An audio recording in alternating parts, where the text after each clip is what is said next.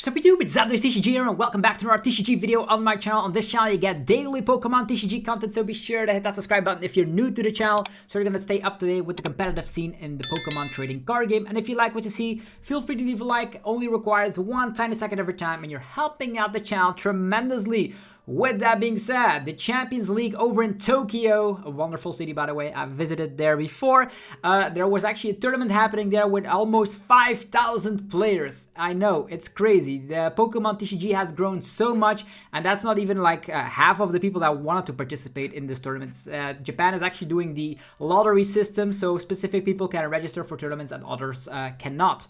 So we have a top 16 here, and that's what we'll be checking out here. As a little disclaimer, they already have access to Stellar Crown cards, as well as the Surging Spark set coming out in November over here in the West, so take that into account. But most of these archetypes will already be very well established archetypes that you can already use for your upcoming regionals. Dortmund regionals is actually happening this weekend. I am still debating between two decks, so at least we have that going for me, and let's hope we're gonna be able to convert really well in the tournament. And I'm gonna be giving you 16 of these archetypes here, and most of them come with Decklists as well. We are here on LimitlessTCG.com, so big shout out to them for providing the data.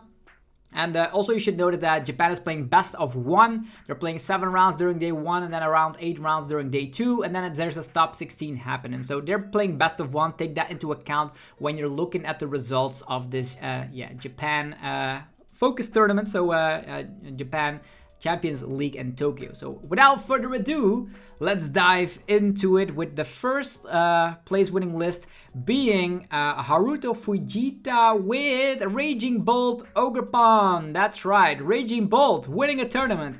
I know it got better, and that's because of Briar. I expect this deck to do really well over in the West. And what do we see here with the update of Stellar Crown? The only card that gained actually was that Briar. Not too big of a fan of the superior energy retrieval, but the list is just very turbo-like. You have Squawkabilly, you have Radiant Greninja, you have Pokestop, and even on top of that you have the Trekking Shoes. So they did ditch the Bravery Charms and went for full gas and consistency, and it paid off. Also love the inclusion of the Lost Vacuum for if you're up against opponents having crazy tool cards. Think about a Heroescape, or you could also like get rid of the Bravery Charms on something like Drifloons from Gardevoir decks, for example. So that's actually kind of cool. And also if the opponent did not use for a Sealstone proactively, you can also get rid of that with the Lost Vacuum. So very solid list with 3 nice stretchers. So there's a little bit of a thin line with all these Pokemon thrown in there, but that's fine because you do have the nice stretcher. So very strong archetype, and it will definitely be doing well over in the West, I would say. Then we have Masaki Yagunuma with Lugia. This is the classic Lugia Cinccino list. They added in the Pheasantipede, which some people have been doing over here in the West as well. And there is a surprise Torton. I really like the Torton because we are in a Dusknoir kind of format where people bop your Cinccinos out of nowhere. And because you have the access to Torton, you can instantly swap one of your Pokemon and play, one of your basic Pokemon with another basic Pokemon, and instantly evolve. So pretty much you can Torton, I would say a Lumineon into a Minccino into a Cinccino and then instantly attack, which is very strong in my opinion. So I'm a big fan of that Torton, and I might even consider putting that in my current Lugia list. We still see a split line between Nazball and Great Ball in this list. I'm a bigger fan of Great Balls, but the Nazball can get your Lugia into play.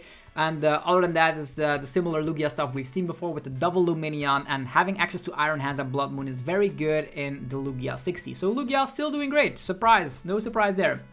We have Shizuya Yamamoto with Charizard Pidgeot in the 3rd place. What is this list all about? It is a classic list with Dusknoir in there, 2-1-2, actually 2-1-1 line. The Pidgeot is a standard. They have a 3-1-2 line of Charizard, so they're only playing 3 Charmanders, so not the standard 4 that some people are running in the Stellar Crown format. We see Cleffa being there over a second Rotom. Sometimes people are playing the second Rotom for just extra consistency, but the Cleffa here can help out with the Grasping Draw to get a huge hand size. And with Pheasantipede, no B-Barrels have been found in Charizard ever again. The list is a little bit weak to stuff like, I would say, TM Devo, but you don't mind too much because you do come back with the help of stuff like the Dusknoir and the Briar to end the game more quickly, so you don't actually need to have that many Charizard, so that's why there's only a 3-1-2 line of a Zard in here instead of the 4-1-3 line. So they opted to room for some additional consistency cards. Like for example, they have 3 Ionos and Roxanne, so additional consistency cards are there, and also some disruption left and right. There's even the TM Devo for mirror matches and a jamming tower, believe it or not. So yeah, Charizard also doing well. These are actually very well-established archetypes that I expected to do well. We're going to be talking about Regidrago up next with Yoshiyuki Arai with Regidrago VSTAR.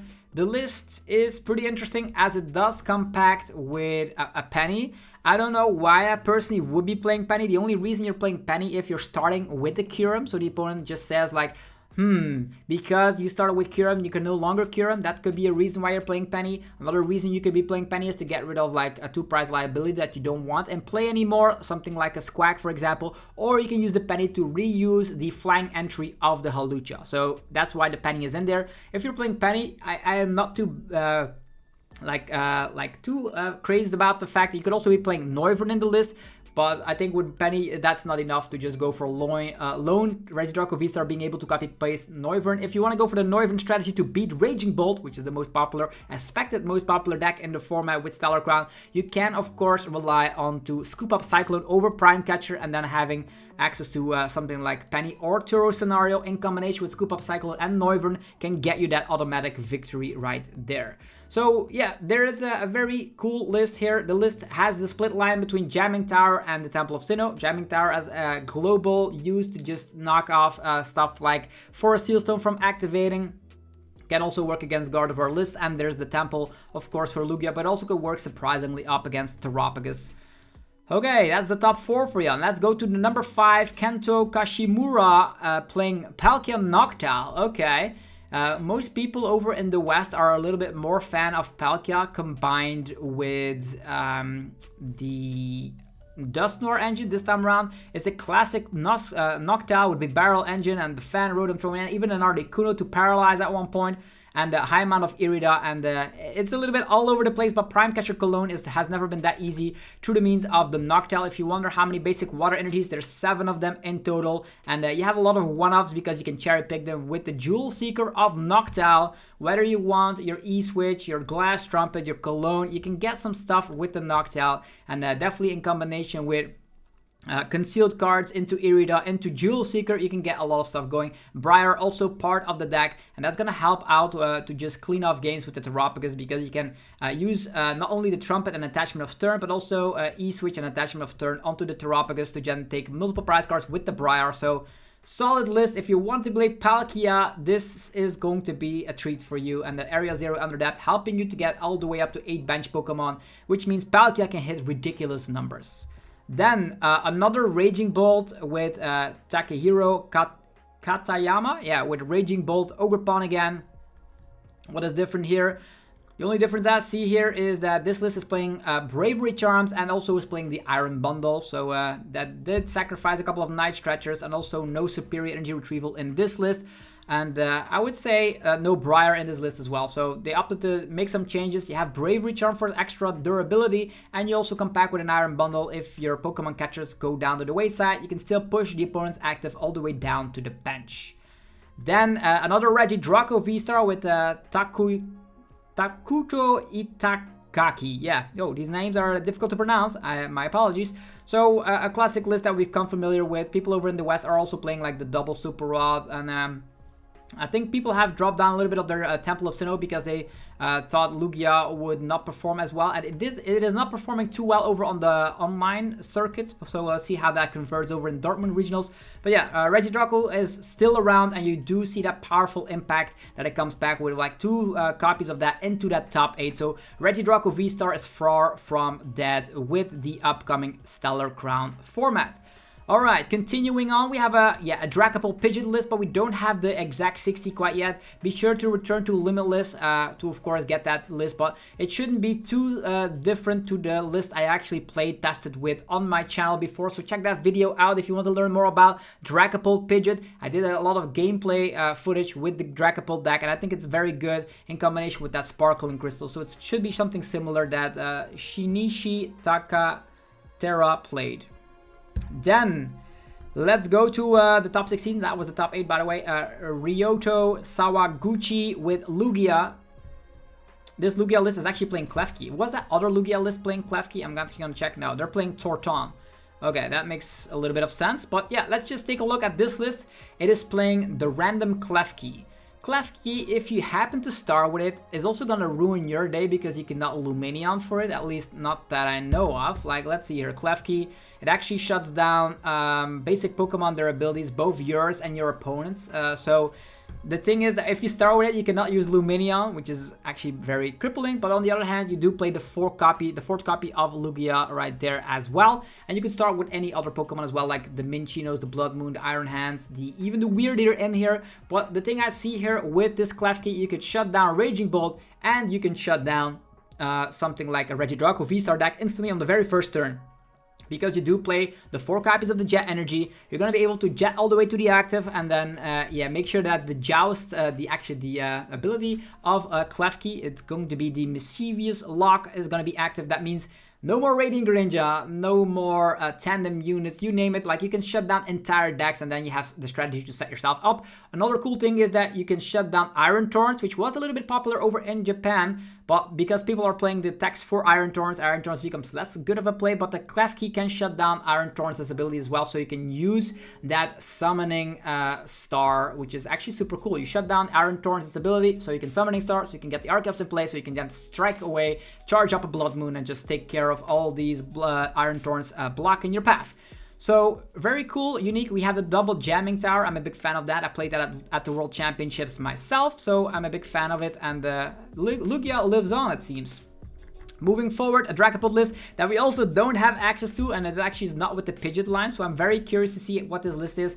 Taiga Iwai actually was the person playing Dragapult, so there were 2 Dragapult EX lists into that top 16, but it looks like Regidrago VSTAR has been the preferred way to be playing Dragapult in a list, actually playing that Phantom Dive attack. Kosuke Yamashita with Gardevoir EX. Let's see what kind of version it is.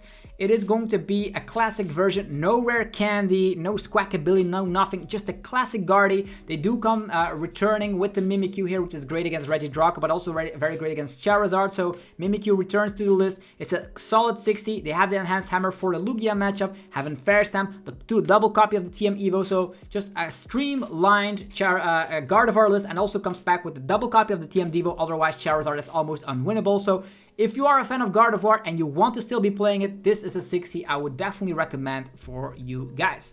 Okay, Klefki is in there as well. So we have Fluttermane, Klefki, so all of these Pokemon that we've see that have the ability locking capabilities can definitely slow down the opponent quite well enough so you can run away with games. Then Daisuke Tanioka. Okay, another Gardevoir player. Let's see what this is. This is playing the Cresselia, which was missing from the last list. And I also don't see Mimikyu in this list. There's a Radiant Greninja. I don't know if this other list was playing Greninja. It was not. It was playing the Manaphy, but that was the only Water-type Pokemon in there. This actually is not playing Manaphy at all. So, in my opinion, people are disrespecting bench spread. I know it is still coming back in the form of a Regidrago VSTAR that can snipe. But not a lot of other top tier archetypes have the sniping capabilities, because why would you do that if people are playing the Dust Noirs regardless? So I understand that aspect of not playing Manaphy and making the room for more cards that could help against all the matches that are like the high tier decks. You don't need Manaphy against something like a Raging Bolt. You don't need Manaphy against stuff like Charizard. So typically, you don't need Manaphy up against Lugia unless they're becoming surprised with a Wellspring Ogrepon, but you get the point. Manaphy is becoming less and less prevalent. Will Charizard also cut that from their list and then be punished because of Regidrago VSTAR having a great conversion rate? Find out next time on Dragon Ball Z, but yeah, I'll let you know over in Dortmund. So yeah, Classic Guardy is still around, 2 of them landing into that top 16 slot. We have the Shota Nemoto, yeah, with Lugia, so another Lugia, so that's the most converting list, like 3 Lugias in the top 16 here. Lugia list again with Klefki, so leave your Iron Thorns at home, folks, because Lugia has the technology to beat it and also comes back with things like to beat Miraidon. If you have the Klefki up in the active and the opponent is not able to use 10 immunity and Squawkabilly, you can win against Miraidon. So if you have just a one tiny copy of the Klefki, you can turn a very bad matchup into a very good one. And there's also the Wellspring Ogrepon. Not only does it come back with Sup, because if lists have their Turo prize, that could be a win condition because DTE and Sup, the attack on Wellspring Ogrepon, could make sure that you can trap opponents in the active position with the Sup attack until they deck out. You see here a very unique Dust Ball card. Dust Ball comes back in the format with the Surging Spark set, but it's pretty much like an upside down Great Ball. So you look at the 7 bottom cards of your deck, choose one Pokemon you find around, show it to your opponent and put it in your hand. The cool thing that this is that it has synergy with stuff like Iono. Let's say you have Lumineon in your hand, the opponent Ionos you and you draw into Dust Ball. You know in the bottom half of the card that there is a Lumineon there, so that could be a cool thing, but it's not coming out until the Surging Spark set over in November. Other than that, split line between Messagosa and Jamming Tower. You know how I feel personally about Messagosa and the coin flip shenanigans. It also helps your opponent out sometimes, so don't like that. But other than that, Lugia is still fine, and you can go as wide as you want. Maybe you want to play a 3-3 line of Chinchino. Maybe you want to have the baby Minchino, which the Call for Family split line. I could understand that. There's also the capabilities of adding in Wellspring, yes or no. So definitely thoughts for process, and this list is actually not playing Torton. Alright, continuing on, there's Iron Thorns with Akatoki Sakamoto. With Iron Thorns, let's see here, is it a similar list, or it looks similar to the one, actually it's playing TM Devo, but similar to the one that won the World Championships over in Hawaii, Honolulu, you remember, right? And this list actually is playing some pennies as well for some additional defense, so they did cut down on a Pokemon catcher right there. Also, double Cologne in here if you're up against any Mimikyu whatsoever. You can have the Lost City and of course the Canceling Cologne combo to put 2 of these Mimikyus into that Lost Zone, and then you no longer have an issue with it, and the list is just streamlined, and also comes back with 2 copies of TM Energize, so to power up a couple of Iron Thorns, but Iron Thorn shuts down the entire game right now. You cannot use Radiant Greninja, you cannot use Infernal Rain, you cannot use Summoning Star, you cannot use Legacy Star, you cannot use Steel Dance, you cannot, you know where we're going with this. All the rule box abilities are shut down, and if you just want to make the opponent suffer, Iron Thorns can be the play for you, but be careful of stuff like Klefki, stuff like Fluttermane, or decks that just don't care about this at all, like Terrapagus, for example, can just roll you over quite quickly. Okay, then there is Yuto Yamada with Charizard Pidgeot, also a deck that is converting quite well. This is an exact 60. I actually was trying to, or did I already showcase this on the channel, with of course only 5 of these energies. The DTE in here I like because then you can attack a little bit easier with Radiant Charizard, but sometimes also allows you to attack with Pidgeot EX because of the Blustering Wind attack. There's the Dusknoir in combination with the cards that help you from behind. Think about Unfair Stamp, Counter Catcher, Iono. All these cards can be really great into your advantage when you have a Dusknoir at your disposal. Then the list is just fine. Also again, a 3-1-2 line of Charizard EX. Let's just hope there's not a Charizard EX prize when you want to set up another one, because even though the list plays super odd, sometimes the prices are against you, so that could be pretty tricky. People are being a little bit greedy and adding in the Briar instead. Sometimes one Charizard can take 4 prizes, and then Dusknoir and Shenanigans can do some more stuff, so it does make sense to just lower down the Charizard EX line